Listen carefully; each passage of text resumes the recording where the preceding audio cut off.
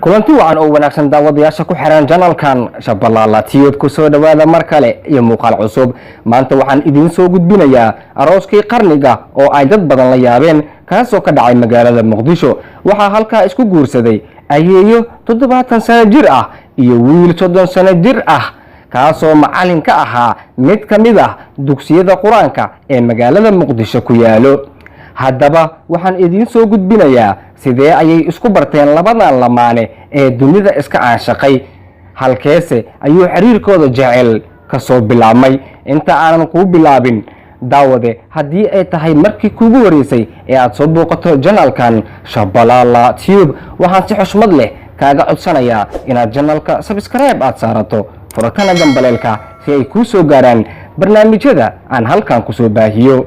waxaa shalay magaalada Muqdisho ka dhacay aroos ka yaabiyay dad badan oo Soomaaliyeed oo ku nool dalka gudihiisa iyo dibadiisa kuwaasoo aad ula yaabay arooska macallin dugsi Quraan oo ku nool magaalada Muqdisho iyo ayeeyo 72 sano jir ah oo ka timid dalka Mareykanka. ayeeyadan 72 jirka ah ayaa waxay ahayd guurdoon muddo badan raadinaysay wiilkii ay nolosha la qaybsan lahayd maadaama ay markii ay yareed aysan wax guur ah soo marin.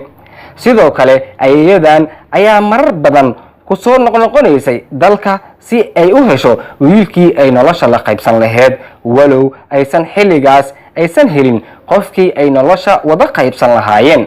balse sanadii 2007 bishii 12 ayay timid magaalada Muqdisho iyadoo markaasi waday gabar ay ayeeyo u tahay ay iskula noolaayeen America. gabadhaas oo ay wadanka u keentay dhaqan celin iyo in ay wadanka kala barato balse maalin maalmaha ka mid ah ayay geysay mid ka mid ah dugsi Quraanka ku yaala magaalada Muqdisho waxaana dugsiga macallin ka ahaa Mukhtaar Gaashaanle oo ahaa ninkii ay shalay ismehersadeen. halkaas ayuu ka soo bilaabmay xiriirka jacayl ee lamaanahan kuwaasoo noqday lamaanihii qarniga noqday lamaanihii sanadka 2020 sidaas ayayna isku barteen. halkaas ayuuna ka bilowday xiriirkooda jacayl maalinba maalinta ka dambeysa jacaylkooda wuxuu ahaa mid sii xoogeysanaya. sidoo kale Faaduma ayaa bil waliba lacag u soo diri jirtay Mukhtaar iyadoo u muujinaysa jacayl iyo naxariis. ugu dambeyn shalay ayay ku aqal galeen degmada Holwadaag ee gobolka Banaadir.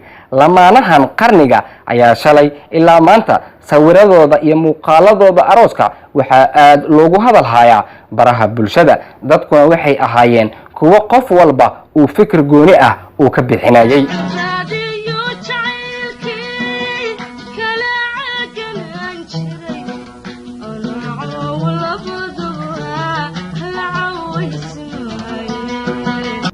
waad ku mahadsan tahay daawashada aad daawatay muuqaalkan daawade haddii ay tahay markii kuugu horeysay ee aad soo booqato channelkan Shabalala Tiyub waxaan si xushmad leh kaaga codsanayaa inaad channelka subscribe aad saarato furatana gambaleelka si ay kuu soo gaaraan barnaamijyada aan halkan ku soo baahiyo. mahadsanid.